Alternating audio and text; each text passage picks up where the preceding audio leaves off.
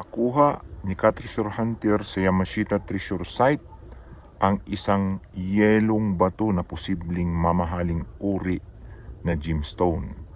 Ano kaya itong kanyang nahukay na kuha na napakakinang na bato na kulay yelo? Ito ang ating pag-uusapan ngayon mga ka-treasure hunter.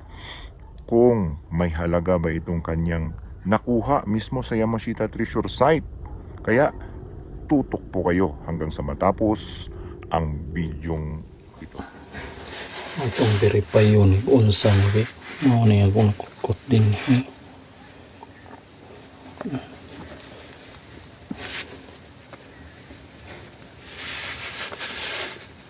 Ano siya sula sa bala na ano nga. Hala, dayamo ni do. Swertihan na kayo na ito ng adlaw. Be, iyan na sa adlaw. Hala, tanawa. Kinuho ko. Hala, pagkalamay naman cute. Tanawa. Magandang araw po sa kanilang lahat. Luzon, Visayas, Mindanao hanggang Sabah. Tayo na naman po ay magbabalik sa isa naman pong napakagandang topic tungkol po sa Yamashita Treasure Hunting. Usapan na naman pong kayamanan ito at pag-usapan po natin itong nakuha na hukay ng isa po sa ating ka-treasure hunter na kung saan nakahalo lamang sa mga bato ang posibleng mamahaling uri ng gemstone. Anong klase kaya ito at may halaga kaya ito? Ito ang ating pinaka-topic na pag-uusapan ngayon. Pero bago natin pag-uusapan ang topic na atin pong ibabahagi sa inyo ay tayo po muna ay magpapasalamat sa lahat po ng ating mga subscribers, buzzers, haters sa patuloy po niyong pagsuporta, panonood po sa aking mga videos. Sa hindi pa nakapag-subscribe, pakipindot na lamang po ang subscribe button sa ibaba at ang notification bell para updated po kayo sa mga susunod kong i-upload. At pakifollow na rin po ang aking Facebook page, Yusuf Yamato Official Account.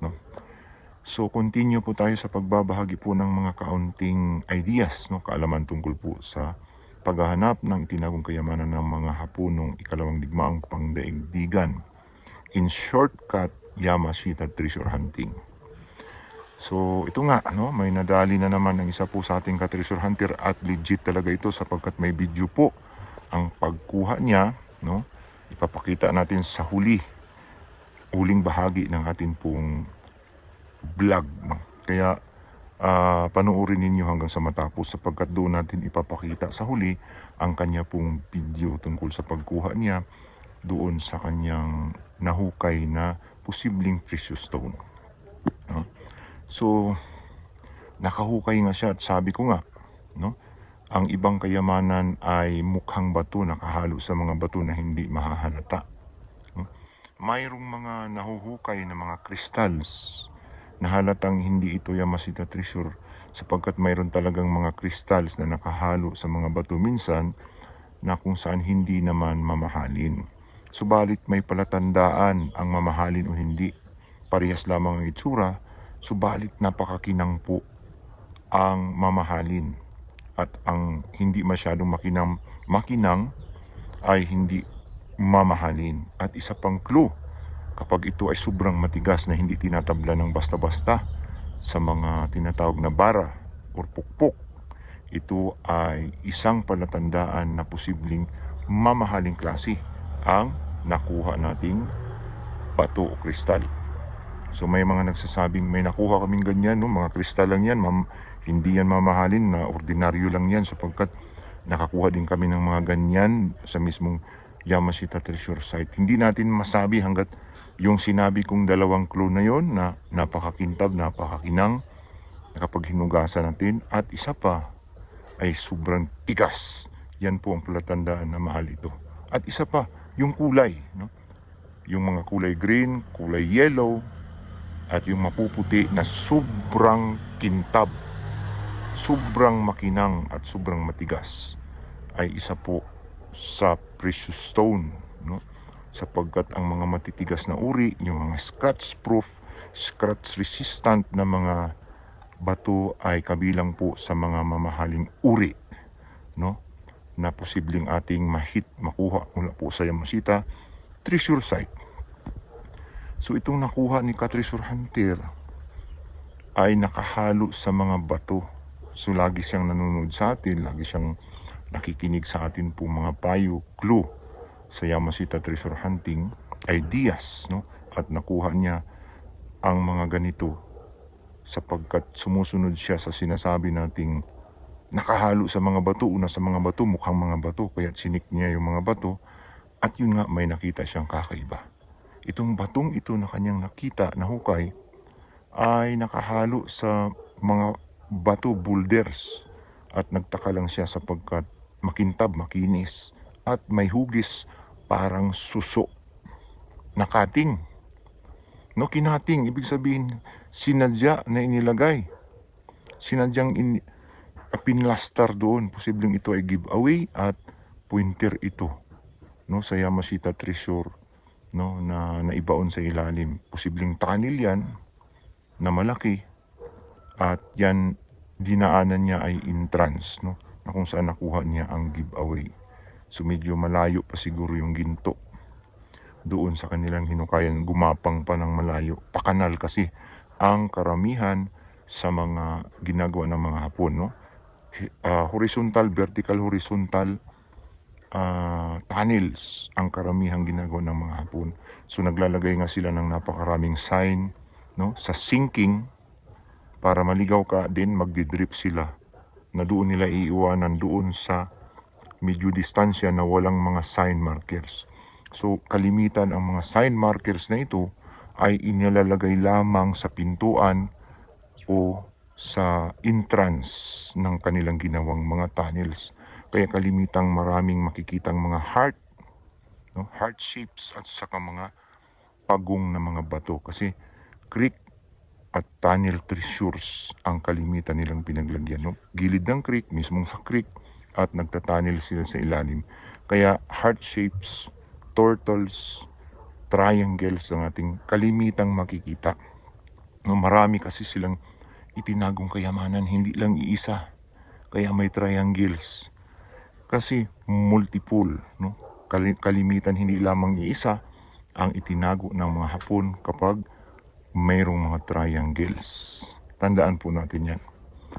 So itong nakuha ni ka-treasure hunter ay patunay lamang, no, na mayroon talagang nakahalo sa mga bato na giveaway o treasures, Yamashita treasures, na kung saan mga uncut precious stones o uncut diamonds na kung saan hindi pa ito naputol, hindi pa na-process, kaya mukhang bato, no, mapagkamala natin kristal kasi magkaparihas lang kasi sa kristal ang mga precious stones, pare-parihas yan.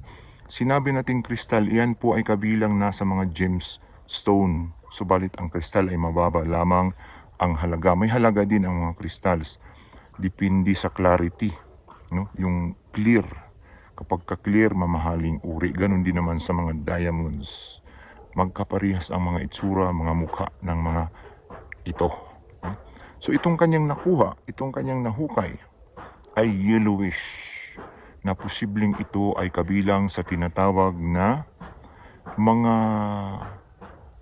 fossils na kung saan na-preserve sa ilalim ng lupa, no, na ito ay maaaring mga perlas na first class, no, pearl, no, kasi yellowish. At itong pearl na ito posibleng naikating, no.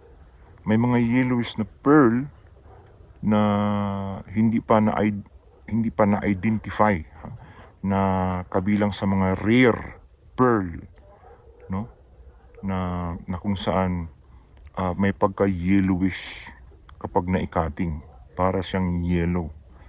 At mayroon din namang mga precious stone, no, na yellow na tinatawag na sapphires, na kabilang sa mga precious stones.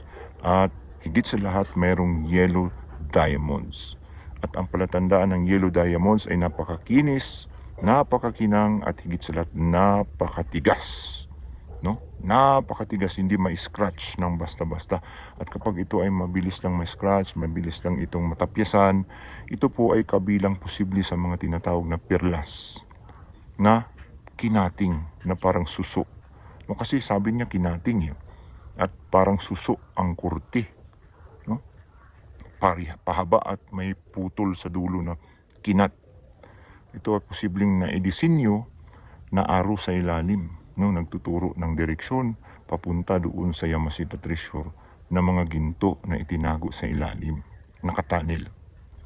So maswerte pa rin, no? Kasi isa ito sa posibleng mamahaling uri ng bato kasi hindi po nagtatago ang mga Hapon ng pipitsugin lamang na bato. Kung ako ang engineer, ako ang Hapon, bakit pa ako magtatago? Pahirapan ko pa sarili ko paggawa ng mga taguan, no? Nakatakot-takot ang paggawa. Pagkatapos itatago ko lang ay walang halaga. Sumaring itong kanyang natagpuan ay isa po sa tinatawag na rare gems, rare pearl, na kung saan mahirap mahanap, no? Kapag itinago nga, ulitin ko, ng mga Hapon, ay milyon-milyon ang halaga sapagkat hindi po sila nagtatago ng walang kwentang bagay, no? Kahit ako naman, no? Kahit kayo, wala sigurong magtatago ng walang kwentang bagay, no? Di ba? So sa mga nanonood, no, sa mga viewers natin na dalubhasa sa gemstones, dalubhasa sa mga perlas, gemologist o geologist o mga archaeologist na magagaling kumilatis ng mga gemstones o bato, ay pwede po kayong magkomento sa ibaba po sa ating comment sections kung ano po ang batong kanyang nakuha para po makatulong naman sa atin pong ka-treasure hunter na nanonood, no? Para magkaroon sila ng idea kung anong klase itong bato na kanyang nahukay, no? Kasi pag nahukay ito sa treasure site, ibig sabihin treasure ito, no? Sigurado yan 100%. So hanggang dito na lamang po, sana po ay may napulot na naman tayong aral, mayroon na naman tayong nakuhang idea tungkol po sa mga itinagong sikreto ng mga Japanese Imperial Army dito po sa iba't ibang lugar sa bansang Pilipinas. Hanggang dito na lamang, maraming salamat po ulit. Ito po ang inyong ka-treasure hunter, nagsasabing kapag tayo po ay naghahanap tiyak na tayo ay makakasumpong. Itong verify yun, unsa ni be. Mao ni akong nakukot din.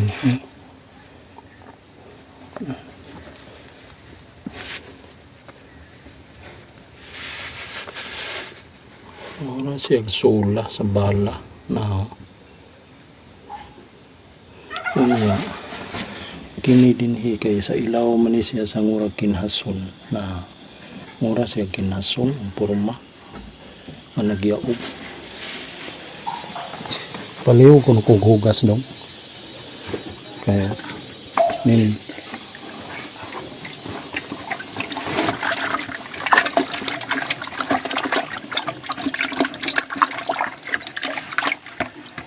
yung kanay brass na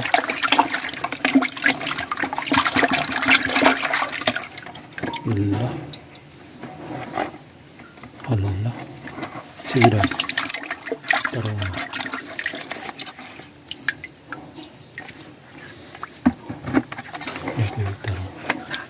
limpyo tarong pero ganun iti arag brass inus-nus.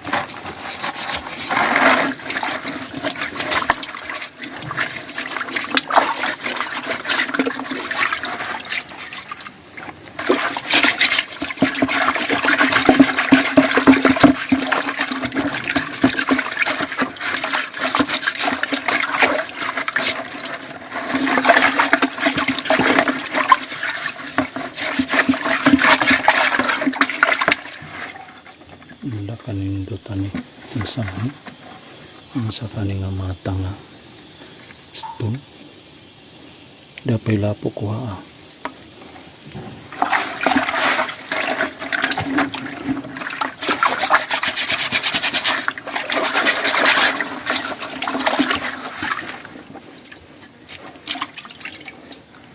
putol siya da ano tuyo eh Gabas.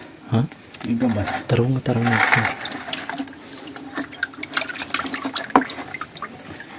Gabas ya. gabas no diamond siguro ni Ispati daw, naka ispat. Wala. Ispati daw. Diamond. Hala.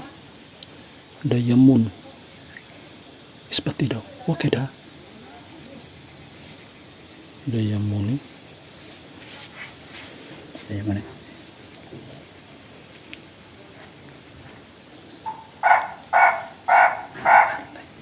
Inari lagi. Lagan nindot. Nakuha ni Mingming lagi.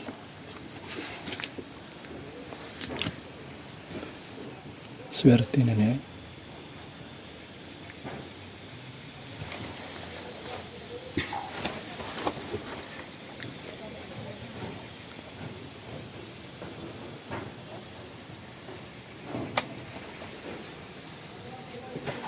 Yun ha, mga kuan ni, mga 2 meters gid kalaw. 2 meters, mga 2 meters. 7 feet no. Sukta daw. Kaliw ko. Sukta daw. Uy, balik.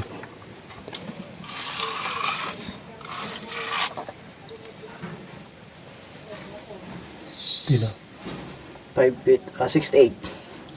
70. Okay. Di, kanang gagmay. Kanang puwa ba? Ang kuha 170. 170? Oh. Dito sa. Dito.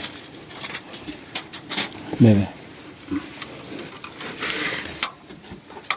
1.8. Di, 70 siya. Na. Direra. 1.7. Wa pa rin mo 2 meters. 2 meters dire sa 6 feet no. Di, lubong pa man to. Lubong pa no? 2 meters doon. Sirado gid. 2 meters. Sarado. Hala, diamond ni Dok. Swertihan na kayo na ito ng adlaw. Be, iana sa adlaw. Hala, tanawa. Kinuog ko. Hala, pagkalamihan naman cute. Tanawa. Wa gani. Tagsaray bato ngayon ani. Angkat diamond ni. Angkat diamond ni. Hindi gani. Ayun. Swerte na gini kayo. May pakita ni nato. Para ato na gini. Kalawian na yun. Tapos ginawa na ba?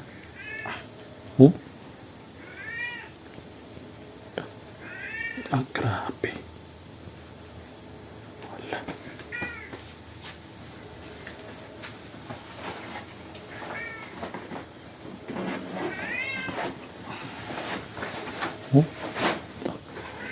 Nasa ikuan ba? Ano ba? Yung murag pusod-pusod no.